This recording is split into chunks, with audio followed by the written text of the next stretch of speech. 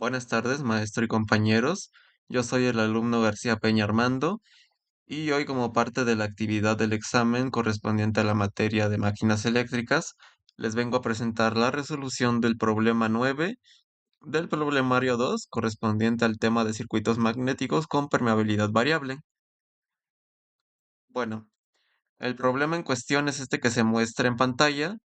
Y dice, considera el circuito magnético que se muestra en la figura 10. Las dimensiones están dadas en centímetros. El área de la sección transversal del núcleo es constante e igual a 25 centímetros cuadrados. Si el núcleo es de acero fundido Carl Steel, determinar la fuerza magnetomotriz que producirá un flujo magnético en el entrehierro de 5 por 10 a la menos 4 Webers. La curva de magnetización se muestra en la figura 3. Muy bien, pues este es el problema que se piensa resolver y corresponde con este circuito que se ve aquí mismo. Bueno, los datos que vamos a obtener en base a esta figura obviamente van a ser pues la longitud de cada uno de los segmentos en el núcleo y con ello pues se va a construir el circuito equivalente que nos ayudará a resolver el problema. Bueno, lo otro que también se va a ocupar pues obviamente es la curva de magnetización, que es esta que se muestra en pantalla. Y bueno, esto nos va a servir para poder calcular ya sea la intensidad de campo magnético o bien la densidad del flujo magnético que se tendría en el circuito. Esto pues obviamente se sabe que estas se relacionan en base al material que se tiene, que en este caso, como bien se dijo aquí en el problema, el material es acero fundido, Carl Steel. Este corresponde a la curva C y bueno, esta se va a ser la curva que vamos a ocupar para poder obtener ya sea la intensidad o la densidad B o H, dependiendo de, bueno, lo que se obtenga mientras se resuelve el problema. El objetivo principal de este problema pues es encontrar la fuerza electromotriz FMM, que es la que se tiene en esta bobina. Esto pues lo vamos a calcular en base a los datos que proporciona el problema y los que encontremos durante su resolución. Para poder resolver este problema, vamos a empezar planteando el circuito equivalente para la figura que se muestra aquí. Entonces, primero vamos a plantear las reluctancias que se tienen en el núcleo. En este caso, se tiene una reluctancia en cada segmento completo de la figura. En este caso, se tiene una reluctancia en el segmento que va desde B, recorre así, hasta llegar al punto A. Desde toda esta sección equivale a una reluctancia. Otra reluctancia es en el punto central que va de B a A, pero siguiendo esta única recta, que esta se equivaldría a otra reluctancia. Y la última reluctancia, bueno, no la última, sino la que se tiene en esta estructura, es la que va de A hasta B recorriendo este segmento de la derecha. Muy bien, entonces ya se tienen las tres reluctancias que forma este segmento del núcleo, pero aparte se tiene otra más que es la que corresponde a este entehierro, que bueno, como bien se sabe, el entehierro, al ser un espacio libre, pues forma otra resistencia al flujo magnético que se tiene cuando pasa la intensidad por aquí. Entonces, como tal, también cuenta como una reluctancia. Muy bien. Y bueno, obviamente, esta bobina equivale como si fuera una fuente, lo cual pues lo vamos a representar tal cual con un símbolo de fuente. Y bueno, conociendo ya todos los datos que se tienen, pues vamos a armar el circuito equivalente. Y bueno, para esto ahora me voy a cambiar a Word para pues ir resolviendo paso a paso el problema. Bueno, pues aquí ya tenemos armado el circuito equivalente que corresponde con el análisis realizado hace un momento con la figura que corresponde al problema. Aquí tenemos la reluctancia izquierda, la reluctancia central y la reluctancia derecha, las cuales corresponden con los segmentos que se habían analizado. También tenemos la reluctancia que equivale con el entrehierro. También tenemos aquí la fuente que equivale a la bobina, que es la que queremos calcular con la FMM. Bueno, como bien se sabe, esta fuente lo que va a hacer es que va a proporcionar una cierta intensidad con el número de vueltas que tenga la bobina y con esto va a producir un flujo magnético. Este flujo magnético, bueno, como tal, lo que propuse yo fue que va a ir en esta dirección que va a corresponde con que pasa con la reluctancia izquierda. Este flujo izquierdo va a ir en esta dirección hasta llegar a este nodo. En este se va a ir dividiendo, bueno, se va a dividir en el flujo del central y en el flujo derecho. Estos van a seguir estas trayectorias hasta llegar a este segundo nodo, que aquí es donde estos dos se van a sumar y van a obtener este mismo flujo izquierdo que va a volver y va a llegar de nuevo a la fuente. Bueno, entonces ya teniendo este circuito vamos a ir resolviendo el problema. Para ello vamos a usar esta tabla que se ve aquí. Aquí vamos a ir llenando todos los datos que se obtengan, ya que van a ser útiles tanto para la resolución del problema como para comprobar después la resolución mediante una simulación. Bueno, primeramente vamos a llenar la tabla con los datos que nos proporciona el problema. Primeramente el problema nos dice que este circuito va a tener un área constante, es decir, que el área por la cual cruza este flujo en todas las secciones va a ser exactamente el mismo área, la misma área. Y pues se dice que el área es igual a 25 centímetros cuadrados.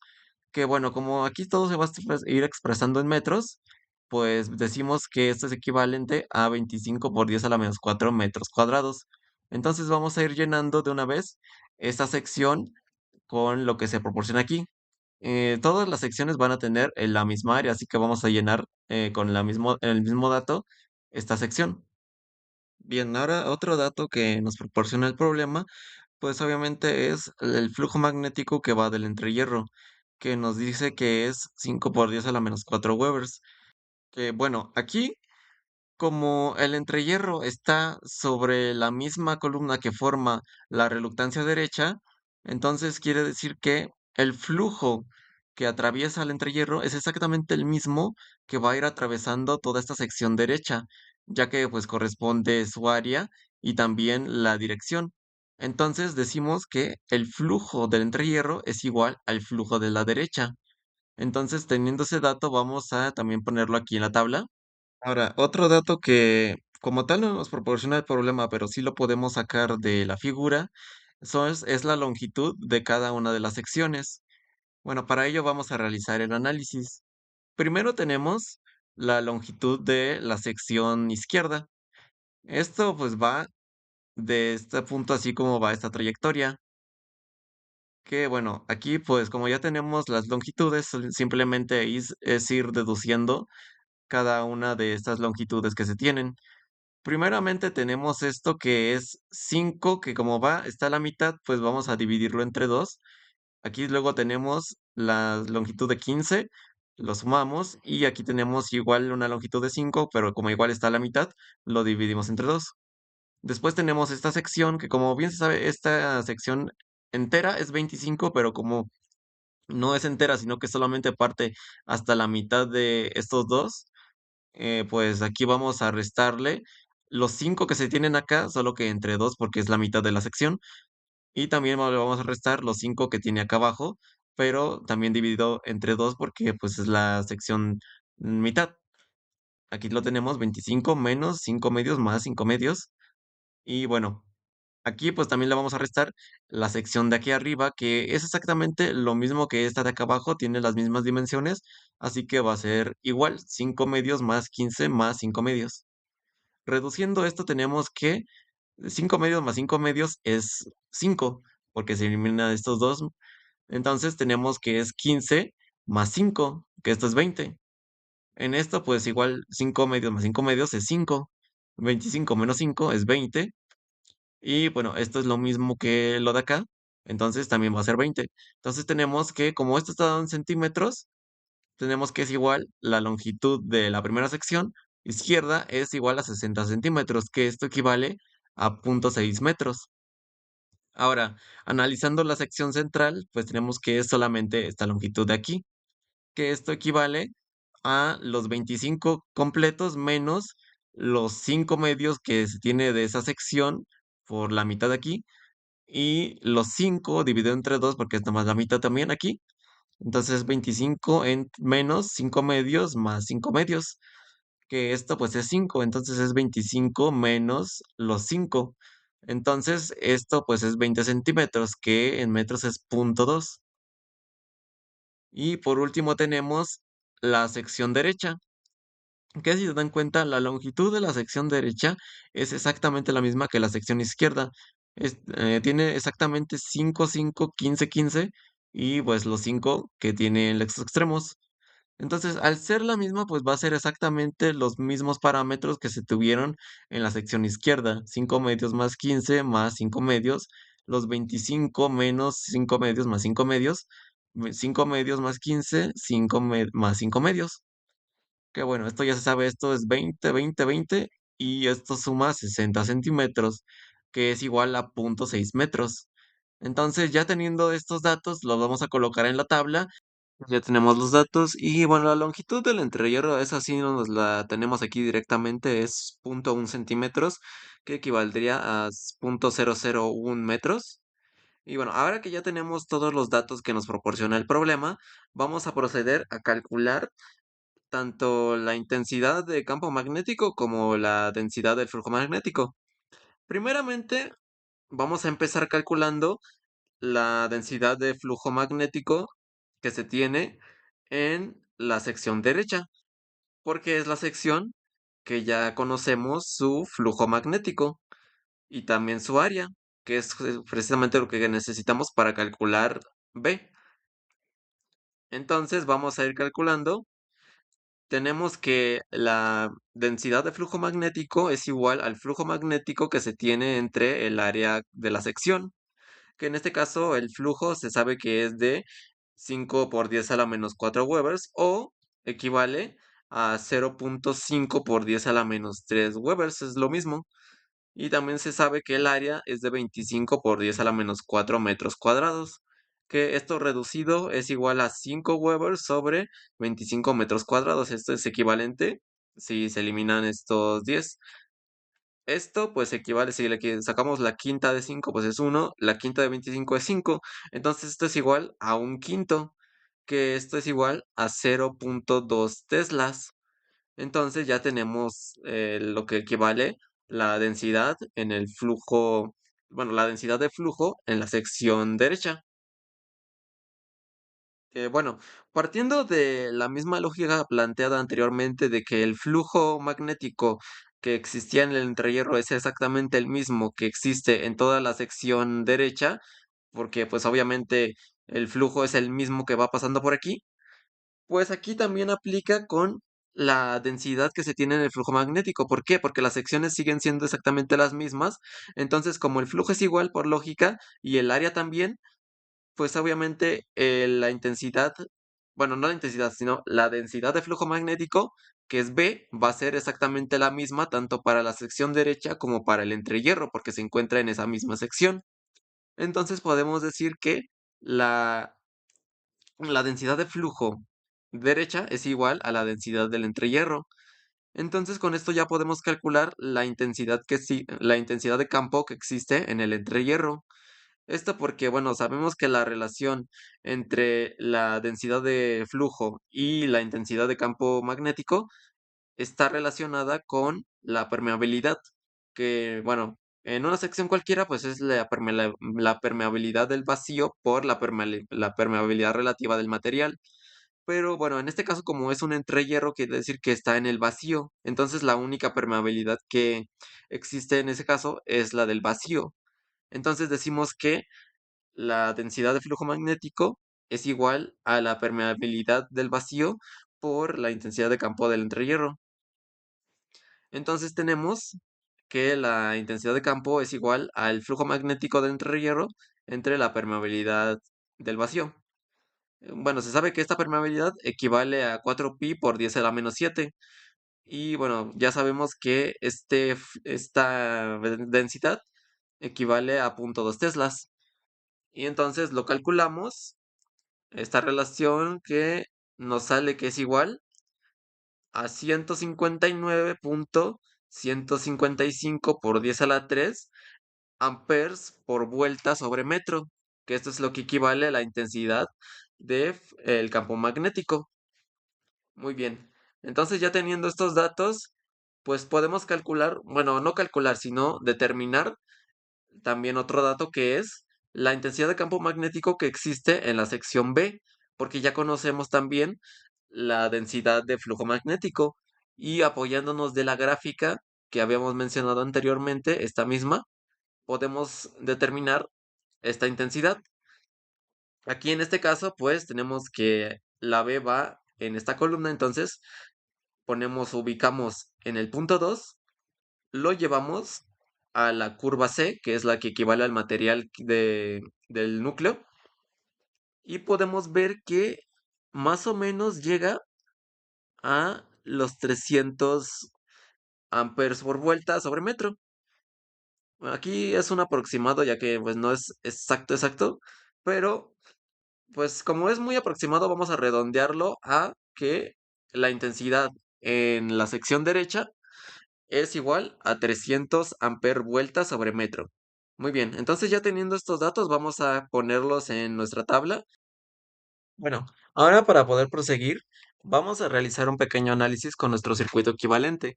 En este caso vamos a aplicar las leyes de Kirchhoff a nuestro circuito para poder encontrar unas ecuaciones que nos van a ayudar a resolver el problema. Primeramente, pues vamos a aplicar la ley de voltaje de Kirchhoff para las dos mallas que se tiene aquí mismo. La malla uno será esta que tenemos aquí donde está la fuente, y la malla 2 será esta que tenemos aquí donde se está el entrehierro. Ahora, primero vamos a aplicar la ley de voltaje de Kirchhoff a la malla uno siguiendo la dirección de las manecillas del reloj. Tenemos que, pues, la sumatoria de voltajes debe ser igual a cero. Tenemos primero la sumatoria de la fuerza que está en la fuente. En este caso, como empieza en negativo, vamos a poner que va a ser negativo. Y bueno, ahora le vamos a sumar la fuerza que está en la reluctancia izquierda. En este caso, como esta empieza en positivo, de acuerdo con el sentido en el que va la, el flujo de la izquierda, decimos que empieza en positivo, entonces como es positivo, vamos a sumarlo, que va a ser igual a más la intensidad de campo de izquierda más la longitud izquierda, por la longitud izquierda, perdón. Esto pues es el equivalente a la fuerza que se tiene en esta reluctancia.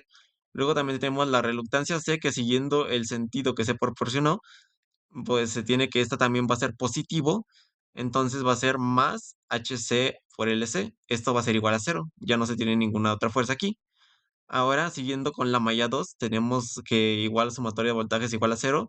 Ahora, siguiendo el mismo sentido de manecillas del reloj, esto va a hacer que cruce primero por la RC, más, en este caso, como en este sentido, va a ser negativo. Entonces se tiene que es menos la HC por LC, va a seguir por aquí y se tiene que es más la fuerza de D, y siguiendo va a ser más fuerza de el entrehierro. Entonces se tiene que es más H de la derecha por L de la derecha más H del entrehierro por L del entrehierro. Esto va a ser igual a cero. Y ahora aplicando la ley de corriente de Kirchhoff, que es la que la corriente es, la sumatoria de corrientes es igual a cero. Ponemos como positivo la corriente que entra a un nodo y como negativo las corrientes que salen del nodo. En este caso tenemos que la única que entra es el flujo magnético de la izquierda, y los que salen son el flujo central y el flujo de la derecha. Entonces se tiene que es el flujo de la izquierda menos el flujo de la derecha menos el del central. Esto es igual a cero, que igualando tenemos que es que el flujo de la izquierda es igual al flujo de la derecha más el flujo central. Esto se puede comprobar mejor en el segundo nodo, que cuando este flujo central llega aquí y también el flujo de la derecha, estos sueltan como resultado el mismo flujo de la izquierda. Bueno, ahora teniendo estas ecuaciones y ya habiendo llenado la tabla con los datos que encontramos hasta ahora, bueno, ahora vemos que podemos calcular las fuerzas tanto de la sección derecha como del entrehierro. Y con esto podemos calcular también la sección del centro. Calculando la fuerza de tanto de la derecha como del entrehierro, tenemos que esto multiplicado nos da 180 y esto multiplicado pues nos da este mismo número, pero pues ya eliminando el 10 a la 3 por el 0.001. Esto nos da pues 159.155. Y bueno, utilizando esto vamos a ocupar la ecuación 2 que nos dio en la ley de voltaje de Kirchhoff, que es esta que tenemos aquí, menos HCLC más HDLD más HELD es igual a cero. Nosotros ya conocemos la fuerza de la sección derecha y la del entrehierro, entonces ya podemos calcular también la intensidad de campo central, porque también conocemos la longitud central.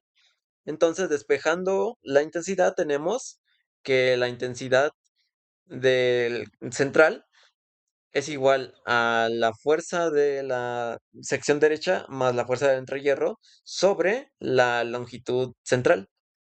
Reemplazando los datos, tenemos que es 300 por 0.6 más el 159 por 10 a la 3 por 0.001 y por todo esto entre punto 2, que es a lo que equivale la LC. Entonces, reemplazando los datos calculados, tenemos que 180 más 159.155, esto sobre punto 2, y esto es igual a 339.155 entre punto 2, que esto es igual a 1695.775 amper por vuelta sobre metros. Esto es lo que equivale la intensidad de campo magnético en la sección central. Y ahora también podemos obtener su densidad de flujo magnético con la gráfica que tenemos aquí. Entonces, como esto es muy cercano a 1700, con solamente pues menos de 5 unidades de diferencia, vamos a ponerlo muy cercano a eso. Y aproximadamente tenemos que, bueno, se aproxima mucho al 1.3 que tenemos aquí. Entonces, para redondear más o menos en las operaciones, voy a poner que la densidad equivale a 1.29 teslas. Entonces, pues vamos a poner esos datos en la tabla y vamos a proceder a calcular los datos que nos faltan. Podemos ver que lo que nos falta calcular es el flujo central y el flujo izquierdo. Y también nos falta calcular la densidad de flujo de la sección izquierda y también su intensidad. A su vez, pues también el cálculo de su fuerza. Que bueno, en este caso ya podemos calcular el flujo central, ya que conocemos tanto su área como la densidad de flujo, que bueno, ya sabemos su ecuación que puede relacionar estos tres datos. Entonces vamos a proceder a calcular eso. Tenemos que el flujo central es igual a la densidad de flujo central por el área central, que se tiene que es 1.29 teslas por 25 por 10 a la menos 4 metros cuadrados, que esto va a ser igual a 3.225 por 10 a la menos 3 Webers. Entonces ya tenemos lo que equivale el flujo central. Y ocupando la ecuación que obtuvimos de la relación de corrientes de Kirchhoff, tenemos que la intensidad de la izquierda es igual al flujo de la derecha por el más el flujo de la izquierda, el flujo central, perdón. Entonces tenemos que el flujo izquierdo es igual a 0.5 por 10 a la menos 3, que es lo que equivale al flujo de la derecha, más 3.225 por 10 a la menos 3, que es lo que equivale el flujo central. Esto es igual a 3.725 por 10 a la menos 3 Webers. Que bueno, esto es lo que equivale el flujo de la izquierda. Entonces ya tenemos calculados todos los flujos que se tienen en el circuito.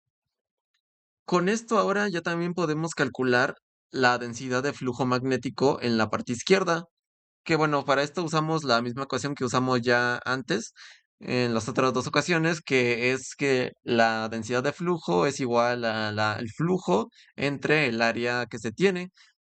Y bueno, en este caso, la densidad de flujo en la parte izquierda es igual al flujo izquierdo entre el área izquierda, que bueno, ya se sabe que el flujo izquierdo es igual a 3.725 por 10 a la menos 3 Webers sobre el área que, bueno, es la misma, 25 por 10 a la menos 4 metros cuadrados, que esto es igual a 1.49 teslas, que usando nuevamente nuestra gráfica, tenemos que 1.49 para la intensidad de campo, tenemos que 1.49 es más o menos por aquí y intersecciona más o menos por este cuadrante que es 3.400.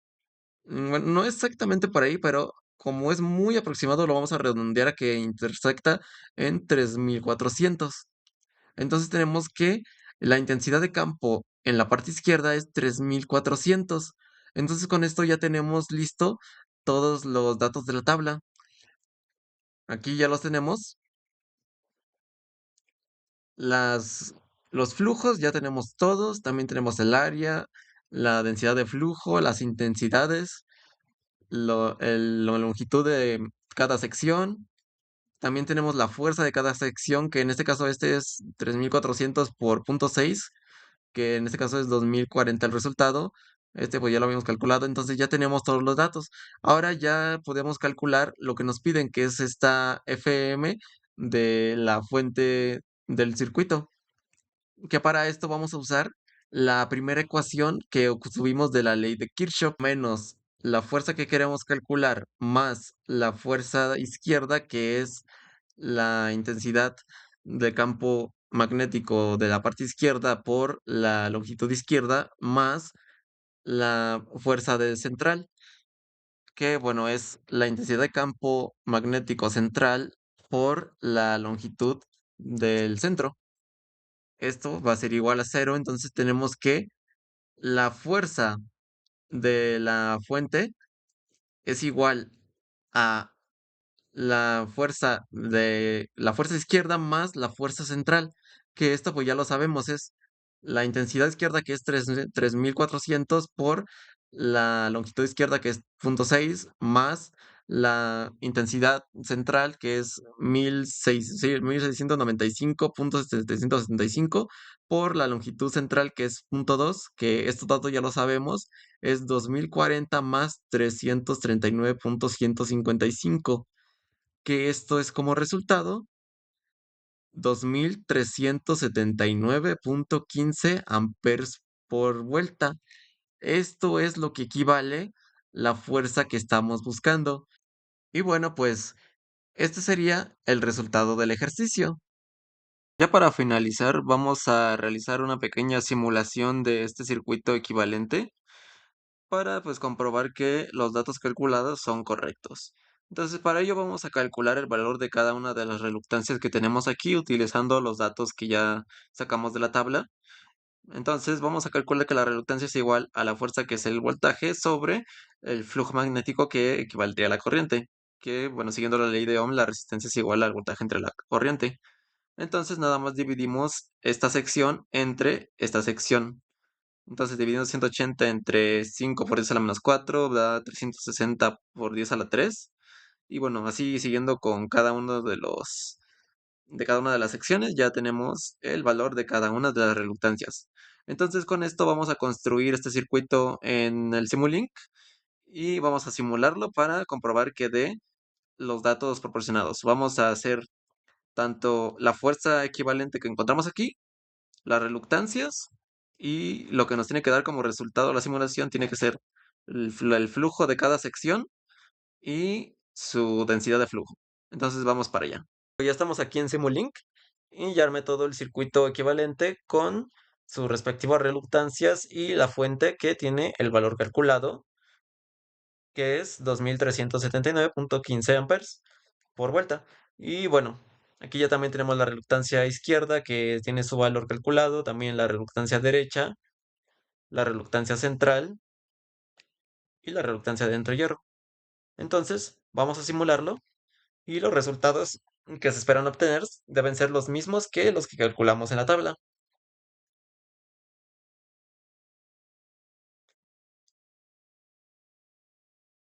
Pues aquí ya se puede ver que efectivamente los resultados que se obtuvieron de la simulación coinciden con lo calculado en el procedimiento.